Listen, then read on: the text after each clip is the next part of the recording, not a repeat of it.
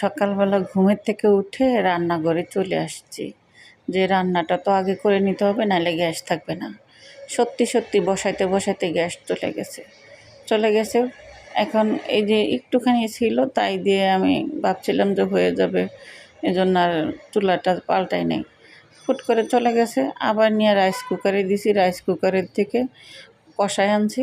এখন ভাবলাম যে না, খিচুড়ি রান্না করে ফেলি। তারপরে আবার ডাল চাল একখানে করে আবার খিচুড়ি রান্না করে ফেললাম। আপনার ভাইয়া বলল খিচুড়ি রান্না করো, এখন আর এটা করা ঝামেলা করার দরকার নাই, আরও গ্যাস থাকে না। গ্যাস আছে 4টার দিকে গ্যাস আসে।